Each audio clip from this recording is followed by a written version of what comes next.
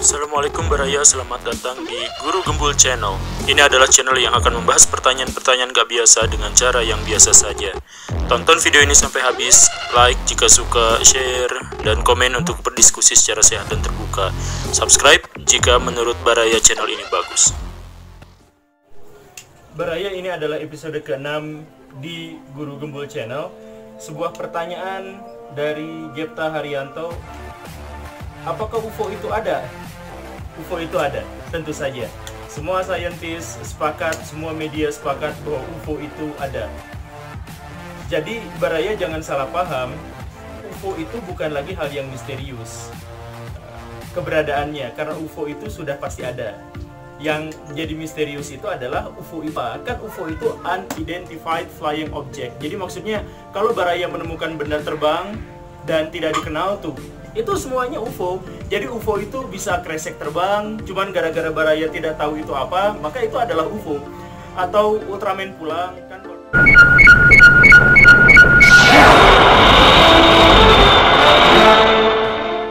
misalkan Nino monsternya udah mati kan, Ultramannya pergi. Nah kalau misalkan Baraya lihat Ultraman pergi, itu juga adalah UFO.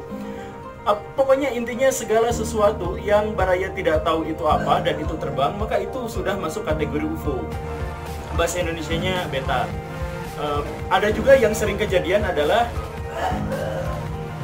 sepiteng dari satelit. Jadi di satelit itu kan ada toiletnya tentu saja. Nah di toilet itu kadang-kadang kalau misalkan sudah penuh, sepitengnya itu dijatuhkan ke bumi. Biasanya ke laut di Pasifik ya, ada titik poinnya. Nah itu kalau jatuh itu seperti meteor dan kita menganggap itu UFO gitu, padahal itu sepiteng jatuh. Nah, tapi apapun itu, kalau misalkan pertanyaannya apakah UFO itu ada, maka UFO itu pasti ada. Tetapi kalau yang dimaksud itu adalah makhluk luar angkasa, maka itu ada. Secara rasional itu ada. Secara empiris kita belum tahu. Secara rasional ada, maksud saya. Di galaksi kita saja, di Bima Sakti, itu ada sekitar 200-400 miliar bintang. Dengan temuan baru bahwa galaksi kita luasnya lebih besar daripada penelitian sebelumnya, maka kita ambil saja estimasi jumlah bintang di galaksi kita itu adalah 400 miliar bintang. Dari 400 miliar bintang itu, ada yang tua, ada yang terlalu kecil, ada yang terlalu besar, ada yang radiasinya lebay. Pokoknya kita kurang-kurangin saja, ada sekitar 5% bintang yang mungkin mendukung kehidupan.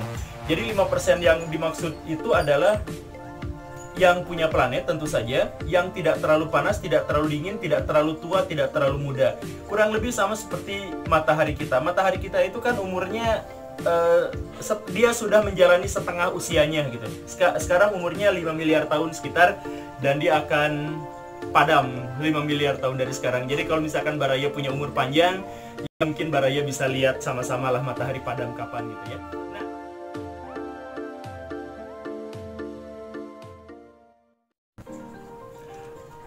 kalau misalkan ada bintang yang seperti itu, yang ideal, maka itu biasanya punya planet, yang planet itu kemungkinan memang ada makhluk hidupnya.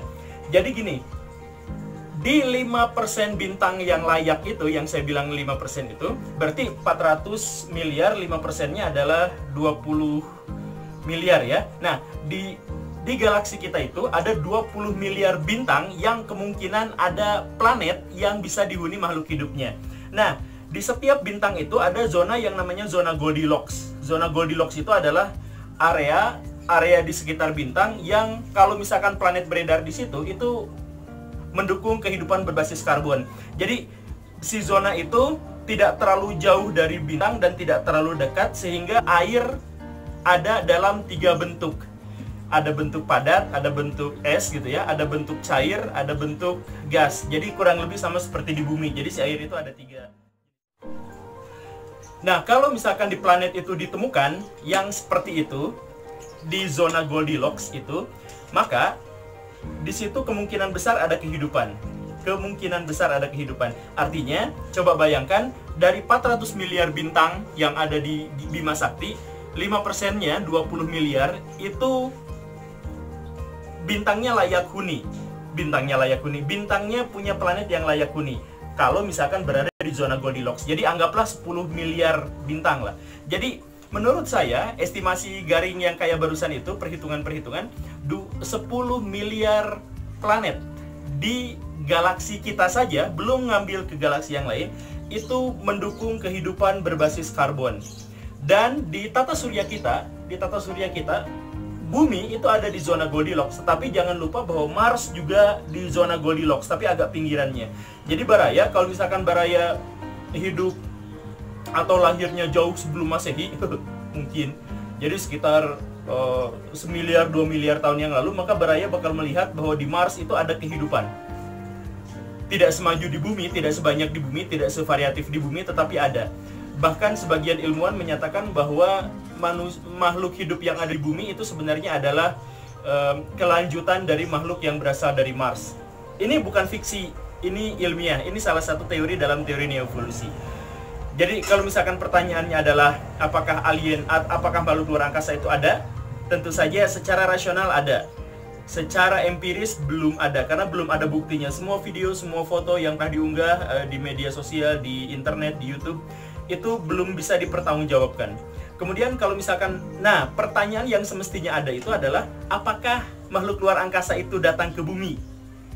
Kalau misalkan itu pertanyaannya, yuk kita bahas di episode-episode yang lain, karena saya memang komitmen mau bikin video yang lebih pendek. Terima kasih, silahkan subscribe jika suka. Saya Guru Gembul, Assalamualaikum warahmatullahi wabarakatuh.